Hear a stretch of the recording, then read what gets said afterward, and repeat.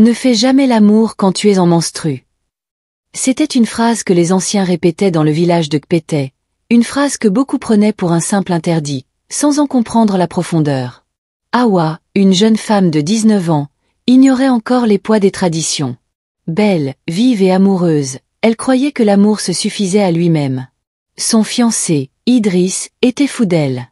Une nuit de pluie, loin des regards et des jugements, ils cédèrent à leurs désirs, malgré les joues rouges d'Hawa.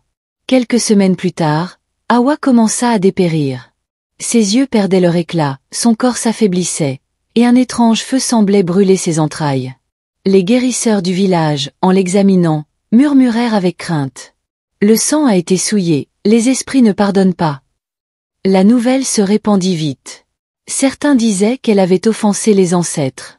D'autres prétendaient qu'elle avait attiré un mauvais sort sur sa lignée. Idriss, rongé par la culpabilité, tenta tout.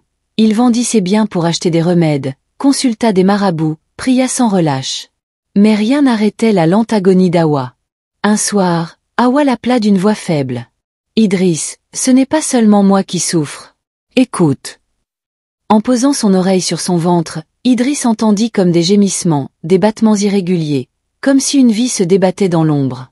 Hawa portait en elle une grossesse étrange, qui n'était ni bénédiction ni espoir, mais un fardeau maudit. Les sages réunis conclurent, le sang impur a donné naissance à une vie impure. Le dilemme était terrible, laisser Hawa accoucher au risque de voir naître un enfant rejeté par les dieux, ou interrompre la grossesse, avec le danger de perdre Hawa elle-même. La décision ne fut jamais prise. Hawa rendit l'âme dans la douleur, serrant la main d'Idriss, qui resta figé, les yeux noyés de larmes. Son dernier souffle fut une prière. « Pardonne-moi, Idriss. Pardonne-moi d'avoir ignoré les paroles des anciens. » Le lendemain, son corps fut enterré loin du cimetière du village, car les anciens craignaient que son esprit ne hante les vivants. Idriss, brisé, erra pendant des années, répétant sans cesse aux jeunes du village. « Ne faites jamais l'amour quand la femme est en menstru.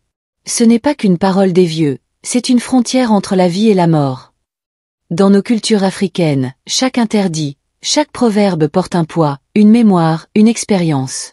Ce qui peut sembler banal ou archaïque cache parfois une sagesse profonde.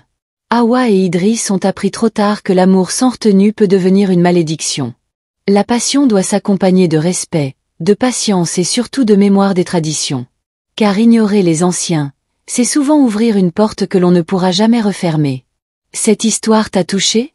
Alors abonne-toi à Africa Story pour que nos mémoires ne meurent jamais. Chaque like, chaque commentaire, c'est une parole d'ancêtre qui revient à la vie.